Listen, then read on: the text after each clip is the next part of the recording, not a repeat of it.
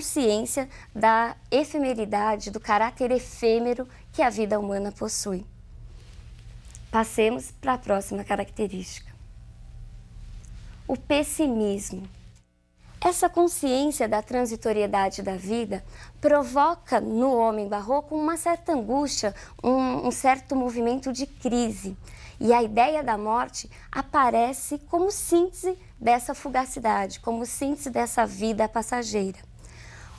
O medo da morte e essa crise são responsáveis por algo que a gente chama de pessimismo, de contraditório. Em vários textos, nós temos aí então a morte como tema central. Passemos à próxima característica. O feísmo. O feio, na realidade, ele é o quê? O homem barroco mostrava grande apreço por cenas trágicas, por movimentos, por situações cruéis e dolorosas. Daí nós falarmos em feísmo. É muito comum o exagero de detalhes que torna a obra muito diferente daquilo que nós vimos no classicismo. Ocorre nesse momento a verdadeira ruptura entre os valores do classicismo e os ideais do barroco. Passemos agora à última característica. A tensão religiosa. Neste momento, nós temos o quê? A intensificação daquilo que nós já havíamos estudado no humanismo e no classicismo. Ou seja, as questões antropocêntricas, mais uma vez, se chocam com a visão teocêntrica medieval. Vejamos uma imagem que sintetiza essa ideia. A tensão barroca é provocada pelo choque dos ideais do antropocentrismo com os valores do teocentrismo. Falar em barroco é falar em vários aspectos que até então eram desconhecidos. O barroco apresenta duas faces principais. Vejamos quais são essas faces.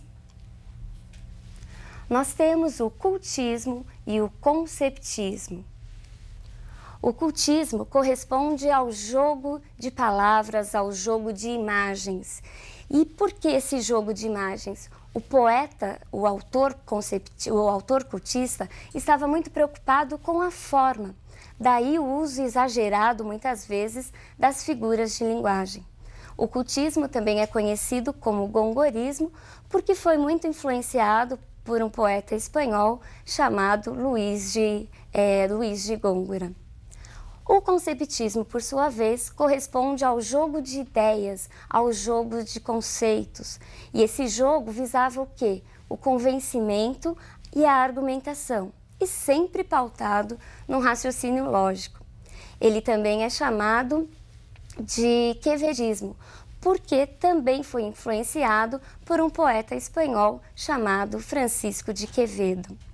Esse jogo de ideias, esse jogo de palavras, apresenta várias explicações. As duas mais plausíveis dizem respeito à primeira, justamente porque o barroco gostava dessas contradições, e a outra porque o poeta do período tentava de alguma maneira driblar aí a Inquisição, a Igreja Católica, que no período censurava e muito as produções. Neste período nós temos a figura de Padre Antônio Vieira, considerado o representante do barroco em Portugal. Alguns autores dizem que Padre Vieira, juntamente com Gregório de Matos, são representantes da literatura barroca, mas no Brasil. Mas já outros estudos mostram que, mesmo estando no Brasil, escrevendo no e sobre o Brasil, o Padre Antônio Vieira ainda apresentava a visão do homem europeu, a visão ainda do colonizador. Sua principal obra é o Sermão da Sexagésima, uma obra considerada metalinguística, ou seja, ele se utiliza do próprio sermão para explicar, para ensinar a arte de construir sermões. Nessa arte, neste texto, nessa obra, ele critica os exageros do cultismo, daqueles que estavam preocupados com o jogo das palavras. Ele é mais voltado para a concepção do conceptismo, para a visão do conceptismo. E no Brasil, que será que acontecia no Brasil, enquanto em Portugal nós tínhamos o Barroco? Vejamos a próxima imagem que nos mostra o que é que estava acontecendo no Brasil. Neste período nós temos o quê? A chegada dos colonizadores. É o início da colonização brasileira. Aí nós temos um quadro que retrata a primeira missa celebrada em solo brasileiro. Vejamos agora uma outra cena, que também mostra quem é que estava no Brasil com a chegada dos portugueses. Neste período não havia uma população que soubesse ler e escrever. Basicamente, a população do Brasil era formada pelos indígenas. Neste período, nós não falamos de uma literatura brasileira propriamente dita. O que nós tínhamos até então eram relatos de viagens que traziam as características étnicas, culturais e que falavam basicamente das novas descobertas. Por isso, elas se aproximam muito mais de um caráter histórico do que de um caráter literário. Aos poucos, começam a surgir também, isso pelas mãos dos jesuítas, as primeiras manifestações em prosa, poesia e teatro, principalmente com a figura de José de Anchieta.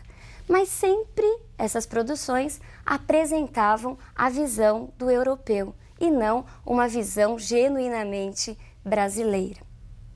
Então, agora você já deve ser capaz de responder aquela nossa perguntinha inicial. Por que será que este símbolo oriental pode se relacionar com o Barroco? O que foi o Barroco?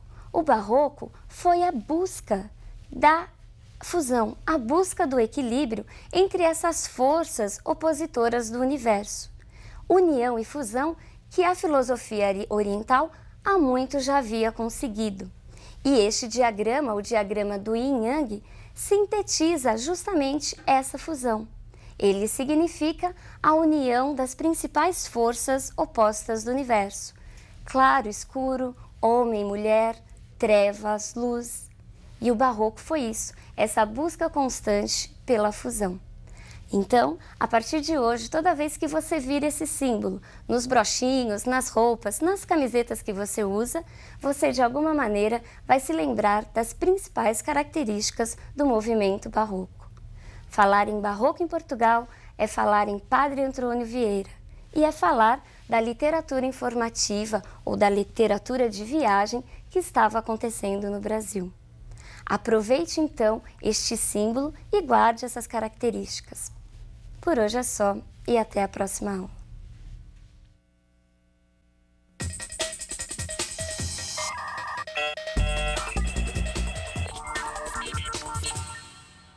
Olá! Na aula de hoje nós falaremos sobre a produção literária do século XVII e da produção literária no Brasil. Hoje falaremos do Barroco em nossas terras. Assim como nós já vimos em outras aulas, as manifestações literárias são didaticamente divididas em grandes eras, e essas eras, logo em seguida, são divididas em movimentos menores, chamados estilos de época, movimentos ou escolas literárias.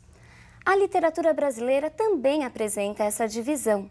Apresenta duas grandes eras. Vejamos quais são essas eras da literatura brasileira. A era colonial tem início com a chegada dos primeiros portugueses, lá por volta de 1500, e se estende até 1808, quando a família real chega ao Rio de Janeiro. A era nacional tem início em 1836, quando nós temos aí a entrada no cenário do movimento romântico, e se estende até os dias atuais. Esse período de transição entre 1808 e 1836 é chamado com esse mesmo nome, período de transição, e corresponde ao quê? Corresponde ao período do processo lá da luta pela independência política de Portugal. Vejamos agora como se divide essa era colonial. Passemos aos estilos dessa era colonial. Nós temos o quientismo, que tem início lá por volta de 1500, século XVI, O barroco, que tem início no século XVII e se estende até o século XVIII, e o arcadismo, que tem início no século XVIII e se estende até meados do século XIX. Como vimos na aula passada, os textos produzidos no Brasil por volta de 1500 não podem ser considerados manifestações realmente literárias. Eles se aproximam mais de textos históricos e correspondem aos textos que os portugueses escreviam sobre os relatos das viagens, sobre o que encontraram aqui em terras brasileiras. Ou então eram textos produzidos pelos jesuítas, mas voltados para a catequese. Toda essa produção é chamada de quinhentismo brasileiro. Não há um consenso quanto à primeira manifestação genuinamente brasileira. Alguns acham que o barroco foi essa manifestação. Outros, por sua vez, acreditam que só podemos falar em uma literatura realmente brasileira a partir do romantismo, ou seja, a partir do século XVIII. Mas numa coisa todos os estudiosos concordam. É no barroco que encontramos não só o primeiro, mas um dos mais talentosos poetas do Brasil. É o grande Gregório de Matos. O movimento barroco no Brasil tem início em 1601, com a publicação do poema Prosopopeia de Bento Teixeira. E tem aí um longo período, ele se estende até meados do século XVIII, quando ocorre a fundação da Arcádia Ultramarina, lá em Vila Rica, em Minas Gerais, e também é o período, tem como marco também, a publicação das obras poéticas de Cláudio Manuel da Costa. O termo barroco no Brasil apresenta duas grandes vertentes. Nós falamos de um barroco literário e arquitetônico lá no século XVII, principalmente na Bahia, e falamos também de um barroco mineiro, de um barroco no século XVIII, conhecido como barroco tardíaco, que é contemporâneo do arcadismo. Vejamos agora uma imagem para que nós tenhamos aí ideia do que acontecia no Brasil em termos históricos. Nessa imagem, nós vemos uma fazenda produtora de cana-de-açúcar. As manifestações brasileiras deste período refletem a visão de mundo e a estrutura de um país colônia, marcado pelo ciclo econômico açucareiro. As poucas atividades culturais concentravam-se em Salvador, na Bahia, ou em Recife, em Pernambuco. O barroco brasileiro foi muito influenciado pelo barroco europeu. E você se lembra o que foi mesmo o barroco? O barroco foi o movimento do contraste, do exagero, do jogo das ideias e das verdades contraditórias das oposições. Este barroco, marcadamente exagerado, também tem suas reflexões aqui em nossas terras. O jogo de ideias e de palavras visava o quê? Visava não só a ornamentação, a preocupação com a estrutura formal do texto, mas visava também aquele jogo lógico, jogo de ideias. E esse jogo, essa atitude lúdica, nos faz lembrar de duas faces do movimento barroco. Vejamos quais são essas faces barrocas. O barroco apresenta o cultismo e o conceptismo. O cultismo corresponde ao jogo de palavras, à preocupação com a estrutura formal do texto. Daí nós encontrarmos aquela linguagem rebuscada, muitas vezes de difícil compreensão. O termo cultismo é também conhecido como gongorismo. Por quê? Porque foi muito influenciado pelo poeta espanhol Luís de Góngora. Já o conceptismo corresponde ao jogo de ideias, de conceitos, através de um raciocínio lógico. E visava o quê? Visava a persuasão, ao convencimento. O conceptismo é também conhecido como quevedismo, por ter sido influenciado pelo também espanhol Quevedo. O cultismo e o conceptismo também influenciaram nossos autores. Vejamos quais são os autores barrocos. Nós temos Bento Teixeira, o autor do primeiro poema barroco brasileiro, Prosopopeia. Temos Padre Antônio Vieira, que escreveu tanto no Brasil quanto em Portugal, e temos a grande figura de Gregório de Matos. Bento Teixeira destaca-se principalmente por ter sido o primeiro, por ter sido o autor do poema Prosopopeia. Mas esse poema não foi muito reconhecido nessa época colonial. Ele assemelha-se muito aos Lusíadas de Camões, é uma espécie de imitação, o que era muito comum no período. Ele também é escrito em versos decassílabos e apresenta oitavas. Já o Padre Antônio Vieira, como vimos, ele, embora escrevendo no Brasil, apresentava ainda a visão do branco do colonizador europeu. A grande figura realmente é Gregório de Matos. Vejamos então a imagem desse nosso grande autor barroco. Gregório de Matos, filho de uma família abastada, nasceu na Bahia, mas foi para Portugal, onde se diplomou em Direito. De volta ao Brasil, firma-se como o primeiro poeta brasileiro. Assim como outros poetas, Gregório de Matos teve uma vida atribulada e polêmica, marcada por grandes atribulações e conflitos com pessoas importantes da época.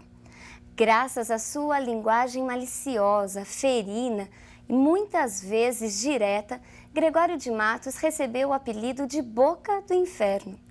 Quanto à autenticidade de sua obra, pouco se sabe. Por quê? Porque Gregório de Matos não publicou nada em vida.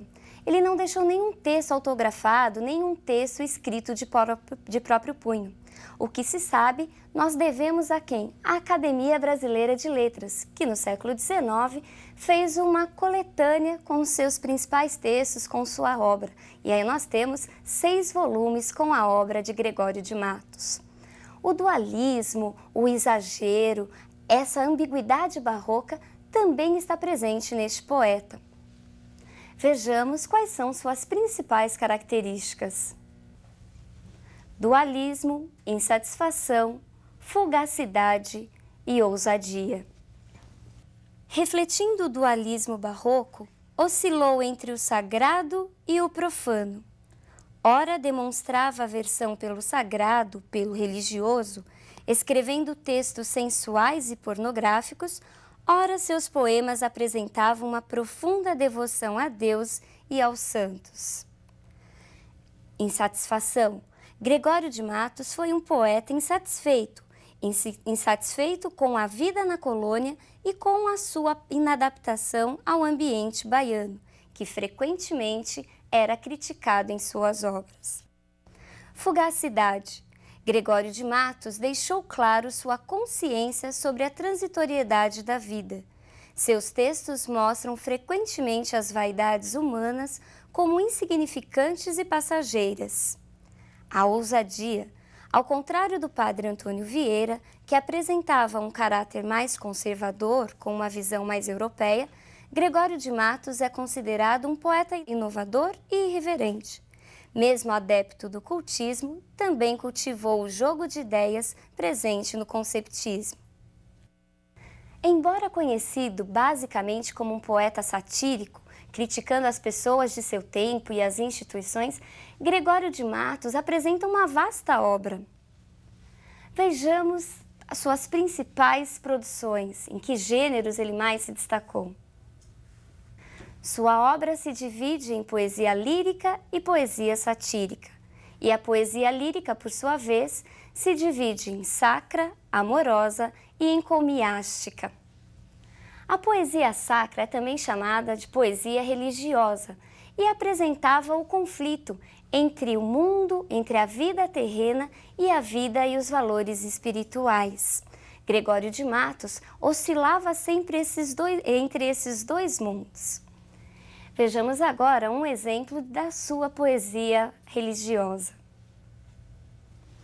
Esta razão me obriga a confiar que, por mais que pequei neste conflito, espero em vosso amor de me salvar. Na poesia amorosa, nós encontramos o dualismo barroco, nós encontramos a oscilação entre o amor espiritual e o amor carnal. Vejamos um fragmento dessa poesia. Ardor em firme coração nascido, pranto por belos olhos derramado, incêndio em mares de água disfarçado, rio de neve em fogo convertido.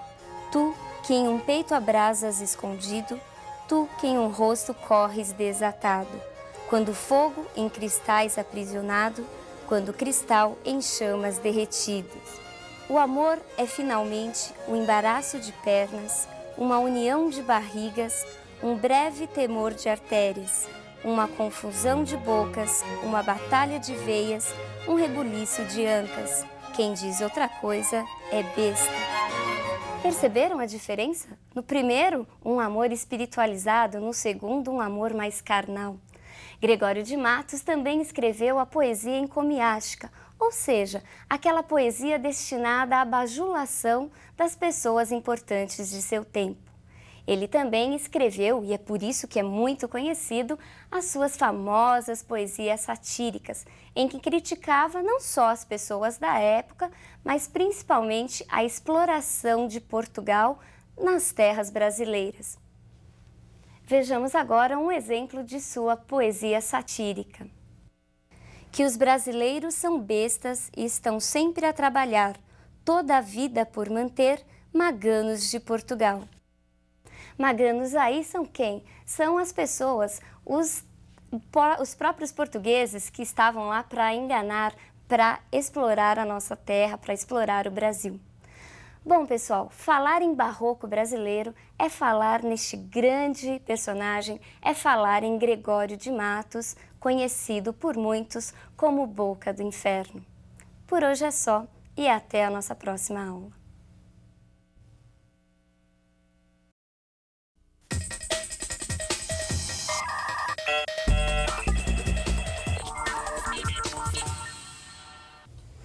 Olá!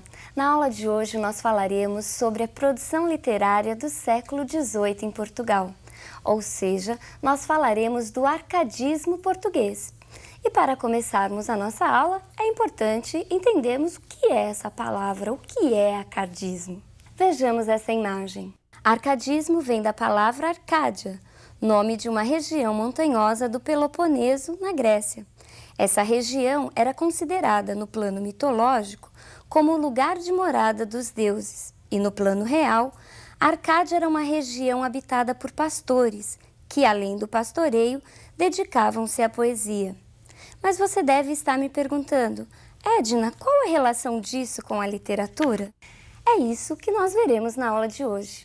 Em Portugal, o arcadismo tem início por volta lá de meados do século XVIII. Ele é o movimento primordial do século XVIII.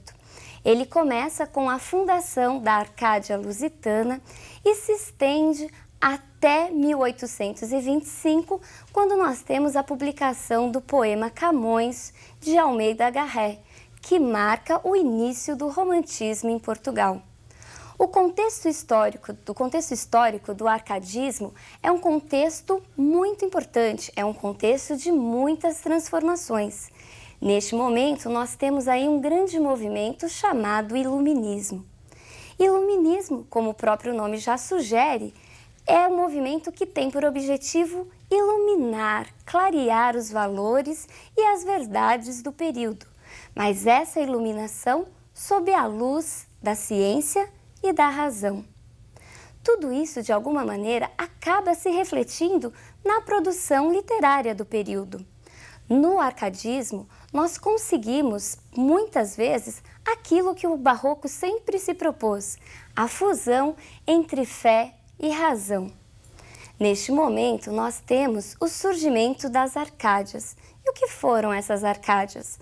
As Arcádias foram grupos de poetas que se reuniam com o objetivo de retomar, de redescobrir o equilíbrio e a sabedoria da antiguidade greco-latina, da antiguidade clássica de até então. A Arcádia Lusitana representou principalmente um movimento de rebeldia contra os valores barrocos. Vejamos o símbolo dessa Arcádia. Inutilia truncat. É uma frase latina que significa cortar as inutilidades e, como sugere o desenho, do próprio instrumento cortante, numa clara referência ao corte aos exageros do barroco. Os poetas do arcadismo buscavam uma recuperação dos valores da antiguidade greco-latina e, como nós vimos, os clássicos, os antigos, eles eram o quê? Eram considerados símbolos da sabedoria e do equilíbrio. É por isso que nós também chamamos o arcadismo de neoclassicismo. Neo significa novo, novo classicismo, uma retomada de todos esses valores. Daí a palavra arcadismo, mas Edna, arcadismo com classicismo. A palavra arcadismo, como vimos, vem do termo Arcádia.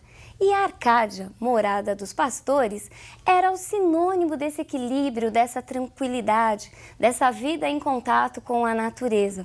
Por isso, os poetas do arcadismo muitas vezes adotavam pseudônimos ligados à vida bucólica e ao pastoreio. Tudo isso acaba se refletindo na produção literária do momento. Vejamos agora as principais características do arcadismo. Equilíbrio. Os árcades propunham o retorno aos modelos clássicos, porque neles encontravam o equilíbrio dos sentimentos por meio da razão. A razão era vista como a força controladora dos excessos. O arcadismo, ao contrário do barroco, buscava uma linguagem simples, com períodos diretos e vocabulário fácil, sem o uso excessivo de figuras de linguagens, cortando tudo o que fosse inútil e exagerado.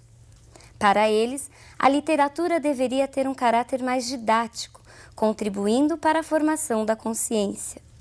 Os árcades exaltavam a simplicidade, a humildade, e para eles isso só seria possível se eles estivessem em contato com a natureza. Vejamos a segunda característica, o bucolismo. Inspirados pelo preceito do poeta latino Horácio, fugere urbem, fugir da cidade, da civilização, os árcades acreditavam que somente no contato com a natureza, com o locus amenus, lugar ameno, o homem poderia alcançar o equilíbrio, a sabedoria e a espiritualidade. Numa época em que acontecia o crescimento das cidades, principalmente impulsionado pelo grande e acelerado desenvolvimento industrial, os árcades pregavam um retorno à vida no campo, um retorno ao contato com a natureza. Daí serem frequentes os temas relacionados à atividade pastoril e à natureza. É importante notarmos que a natureza para o árcade não era uma natureza realmente, ela era artificial. Os árcades continuavam nas cidades, nos grandes centros, e usavam a natureza apenas como uma moldura para suas composições. Neste período, é importante falarmos no fingimento poético do arcadismo, considerado aí por vários estudiosos. Passemos agora a outra característica deste período. O convencionalismo corresponde às frases feitas, aos clichês, aos lugares comuns. Passemos agora para a última característica do arcadismo. O carpe diem, o aproveite o dia, o curta o momento. O carpe diem é uma filosofia que faz parte de quase toda a história literária ocidental. Nós já vimos o carpe diem no movimento barroco. Só que no barroco, esse carpe diem apresentava mais um sentido negativo. Por quê? O barroco se preocupou mais com a fugacidade da vida, mas pensando na morte, na ideia da terminalidade. Já os árcades usam o carpe diem de uma maneira mais positiva. O poeta, o pastor, chama a amada, a pastora, para que juntos aproveitem o dia, para que juntos curtam os momentos. Dentre os poetas árcades de Portugal, o que mais se destacou foi Manuel Maria Barbosa do Bocage, ou simplesmente Bocage. Vejamos sua imagem. Bocage teve uma vida muito conturbada e, após alguns anos de estudo, dedicou-se à vida boêmia e passou a frequentar os bares portugueses e a conviver com prostitutas, marinheiros, vagabundos e com algumas poucas pessoas de nível social e literário mais elevado. Era conhecido como aventureiro e arruaceiro. E assim como Camões, também era soldado e fez o percurso marítimo lá do caminho para as Índias, chegou inclusive a viver em algumas colônias de Portugal no Oriente. As semelhanças são tantas que o próprio Bocage chega a escrever sobre elas. Vejamos esse próximo soneto. Camões, grande Camões, quão semelhante acho teu fado ao meu quando os cotejo. Igual causa nos fez, perdendo o tejo, arrostar com sacrilégio gigante, como tu, junto ao Ganges sussurrante, da penúria cruel no horror me vejo. Como tu, gostos vãos que em vão desejo, também carpindo estou, saudoso amante.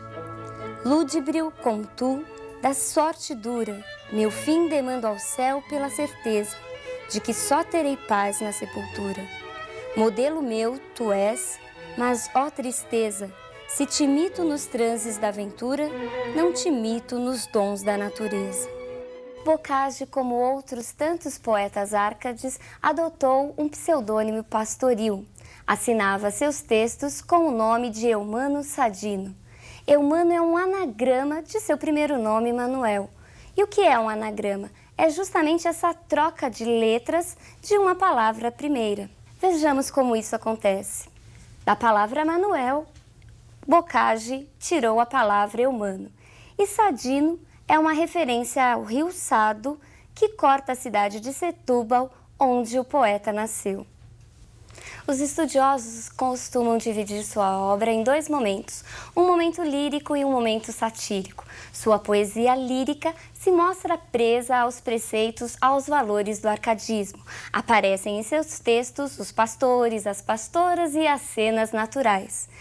Bocage também se dedicou à poesia encomiástica, aquela destinada à bajulação das pessoas importantes de seu tempo. Conta a história que Bocage viveu meio que dependente das pessoas da corte, assim como faziam os bobos na Idade Média. Sua sátira é uma sátira direta, voltada não só para as pessoas de sua época, mas principalmente para o absolutismo, quer seja ele político ou religioso. Bocage chegou a criticar até os seus próprios colegas árcades. A sua poesia erótica é uma poesia que foi muito censurada em seu tempo e até hoje poucos manuais trazem essa poesia.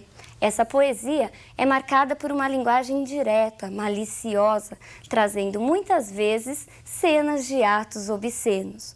Mas é como um poeta pré-romântico, como um poeta contrário ao convencionalismo, à pouca expressividade do período anterior, e desse arcadismo também, é que Bocage se destaca. Em seus textos, muitas vezes as cenas pastoris são substituídas por expressões e sentimentos negativos. Vejamos agora um desses textos que mostram esse novo Bocage, um Bocage pré-romântico. Sobre estas duras cavernosas fragas, que o marinho furor vai carcomendo, me estão negras paixões n'alma fervendo, como fervem no pego as crespas vagas. Razão feroz o coração me indagas, de meus erros a sombra esclarecendo, e vás nele, ai de mim, palpando e vendo de agudas ânsias venenosas chagas. Cego a meus males, surdo a teu reclamo, mil objetos de horror com a ideia eu corro. Solto gemidos, lágrimas derramo. Razão, de que me serve o teu socorro? Manda-me não amar, eu ardo, eu amo. Dize-me que sossegue, eu peno, eu morro. Pois então, pessoal, hoje nós vimos as características do arcadismo em Portugal e falamos um pouquinho do grande poeta, da grande figura que foi Bocage para todo o arcadismo em Portugal. Por hoje é só e até a nossa próxima aula.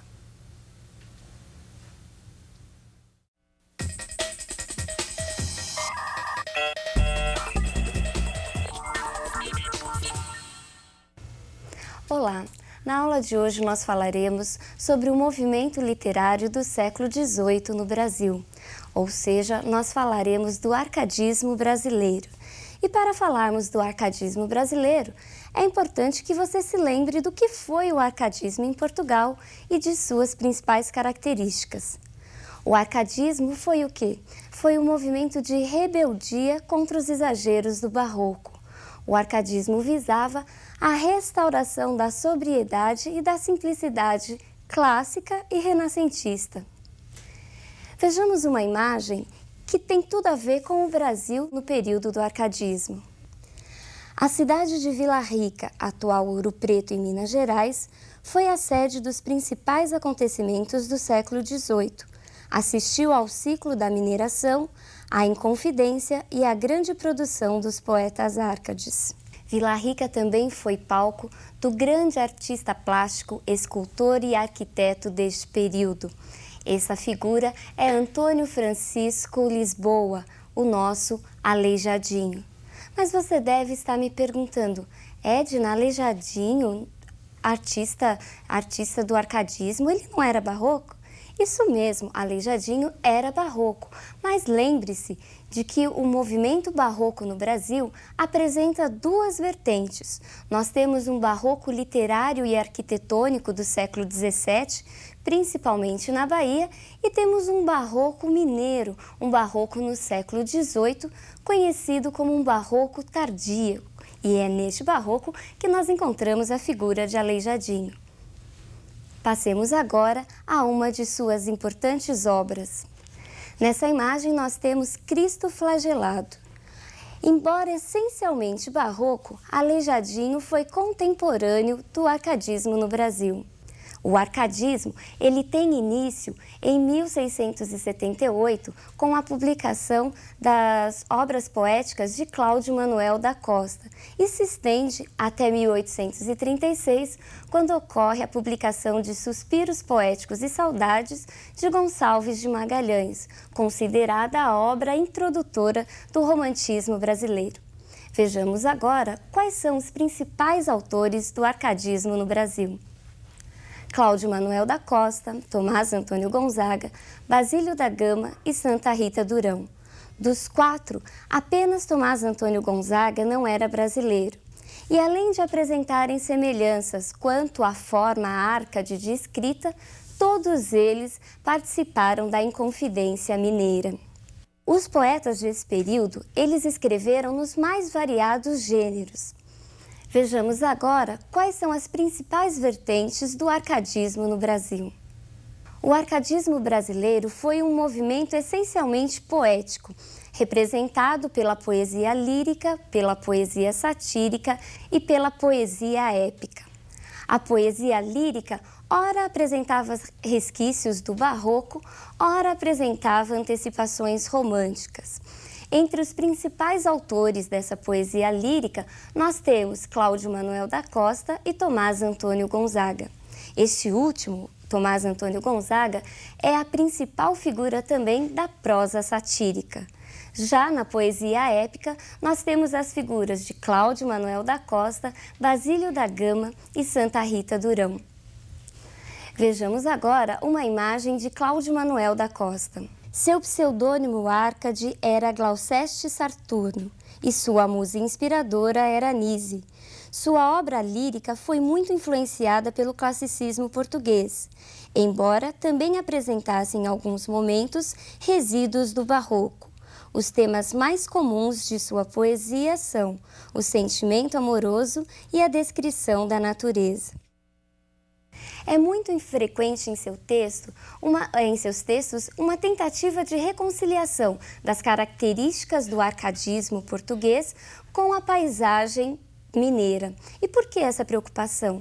Ele gostaria de que Minas também representasse aqueles rios com águas cristalinas, aqueles campos verdes. E como é que ele fazia? Na realidade, ao mesmo tempo que ele mostrava essa identificação com o cenário de Minas Gerais, ele mostrava um forte apego à metrópole portuguesa. É muito comum em sua obra palavras como pedras, rochedos, penhascos, penhas. Vejamos um fragmento em que podemos encontrá-las.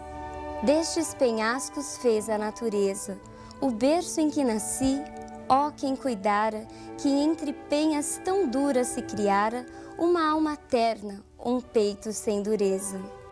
Cláudio Manuel da Costa também escreveu um poema épico chamado Vila Rica. Não se esqueça que Vila Rica é a nossa atual Ouro Preto, lá no estado de Minas Gerais. Neste poema, ele narra a história da fundação da cidade, enaltecendo os feitos dos bandeirantes. Vejamos agora uma imagem do nosso outro grande poeta, Tomás Antônio Gonzaga. Seu pseudônimo Árcade era Dirceu e sua musa inspiradora era Marília. Entre suas principais obras estão Cartas Chilenas e Marília de Dirceu. Cartas Chilenas é um poema satírico escrito em versos decassílabos, que circulou em forma de manuscritos anônimos em toda a Vila Rica num período anterior ao processo da Inconfidência Mineira. Nessas cartas, nós encontramos a história de Fanfarrão Minésio, um governador autoritário, imoral e meio narcisista. O emissor dessas cartas é Critilo e o destinatário é Doroteu. Depois de vários estudos, chegou-se à conclusão que Critilo era o próprio Tomás Antônio Gonzaga, enquanto Doroteu era Cláudio Manuel da Costa. E por que então carta chilena se nós estávamos em Minas Gerais? Na realidade, o Chile era Minas Gerais e Santiago, a própria Vila Rica. Tomás Antônio Gonzaga estava criticando o governador de então. Na realidade, era uma crítica a uma pessoa específica e não a instituições. Marílias de Dirceu é sua obra também muito conhecida. Segundo a história, foi uma das obras mais publicadas em língua portuguesa. E as liras contam a história baseada no amor verdadeiro entre Tomás Antônio Gonzaga e a jovem Marília Doroteia. E o que são mesmo as liras? As liras são composições poéticas em que se repete a cada estrofe um estrebilho ou um refrão. Vejamos agora uma das primeiras capas de Marília de Dirceu. Marília de Dirceu está dividida em duas partes. Na primeira, encontramos a felicidade proporcionada pelo amor.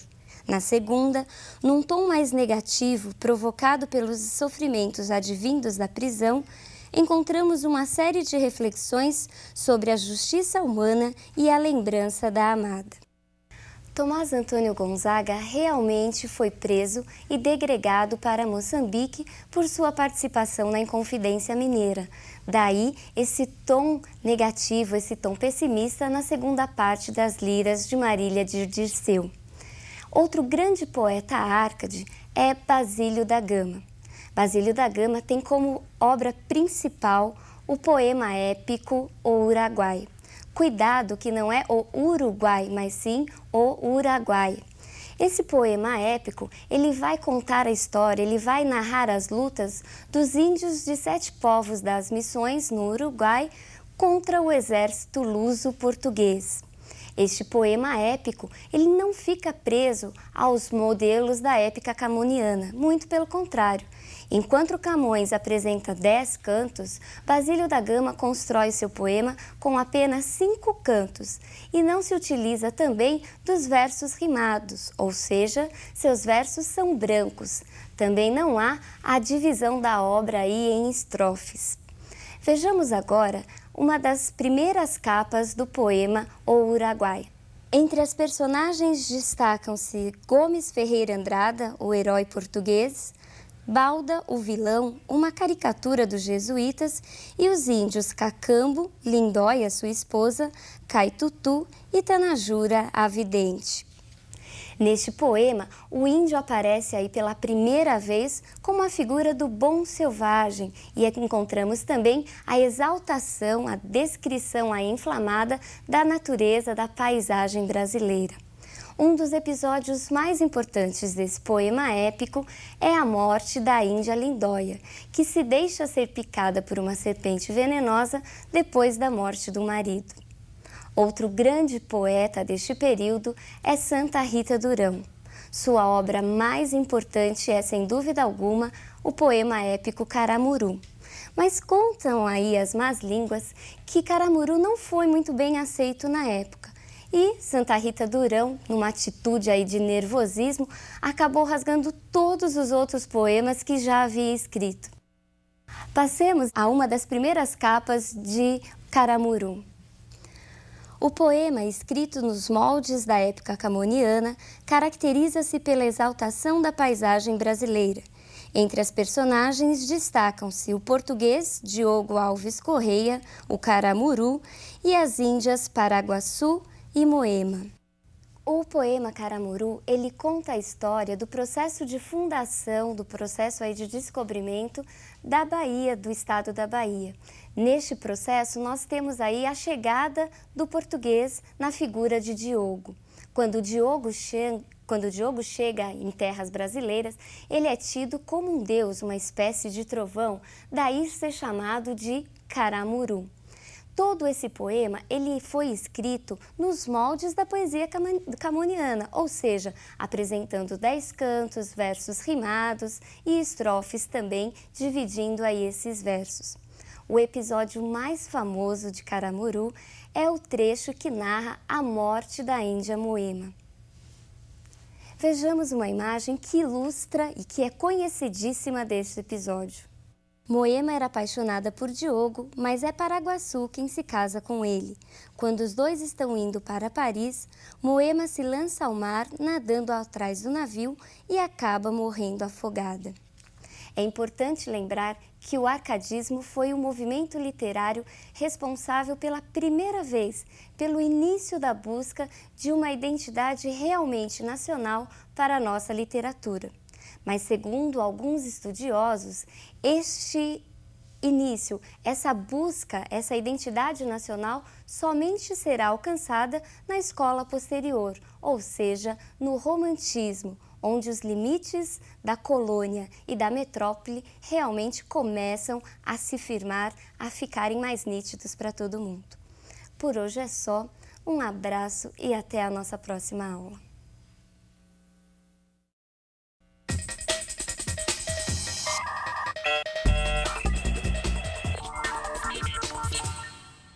Olá!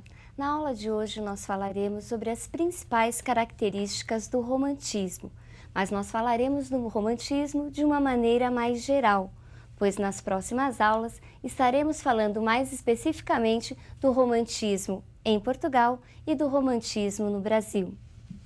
Vejamos agora algumas imagens que sintetizam as ideias e que darão início aí às nossas reflexões.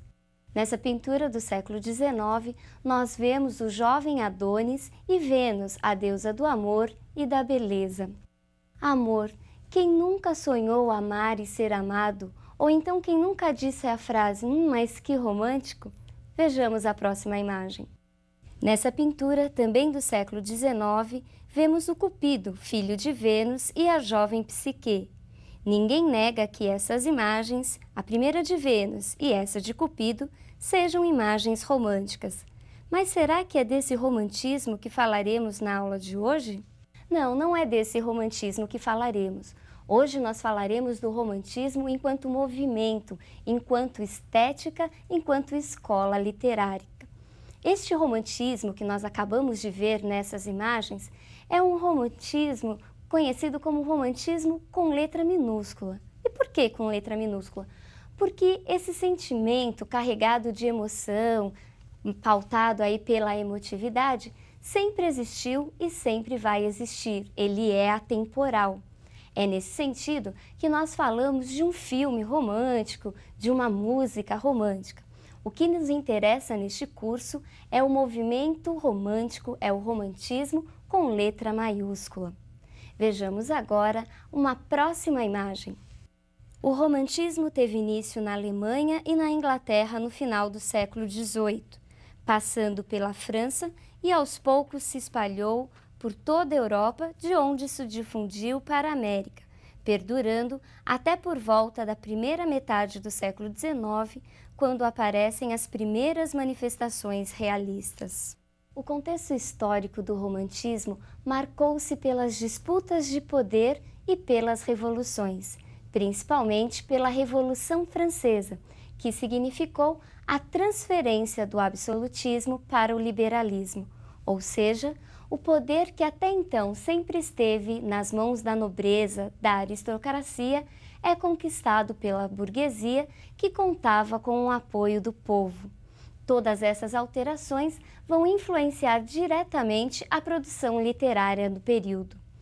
Com a ascensão da burguesia, da chamada classe média, há um deslocamento do público leitor, que até então era o nobre. No romantismo, quem lê é o burguês. A literatura passa a ser vista como uma forma de entretenimento. É o momento em que surgem os primeiros folhetins, ou seja, uma espécie de precursores do que seriam hoje as nossas telenovelas. Passemos agora a uma imagem considerada um dos símbolos deste período romântico na literatura universal. Neste quadro de Delacroix, nós temos a liberdade guiando o povo. Liberdade, igualdade e fraternidade são as palavras de ordem, quer seja no campo político, econômico e social. E como não podia deixar de ser, no plano literário também a liberdade passa a ser palavra de ordem e influenciará toda a produção desse período. Vejamos agora as principais características românticas. Neste momento, nós temos o individualismo, também chamado egotismo ou egocentrismo. Temos a emoção controlando aí todas as ações. Há uma supervalorização da emoção em detrimento da razão. Temos também o escapismo ou a fuga. O sentimento de evasão passa a fazer parte de todo o período também. E por último, nós temos aí a liberdade. A liberdade não só na expressão, mas também enquanto forma de criação. Mas o que significam cada uma dessas características? No individualismo, também conhecido como egotismo ou egocentrismo, nós temos quem? Nós temos a figura do eu. Pela primeira vez no movimento literário, nós encontramos uma forte imposição do eu. Os textos românticos são marcados pelo uso da primeira pessoa.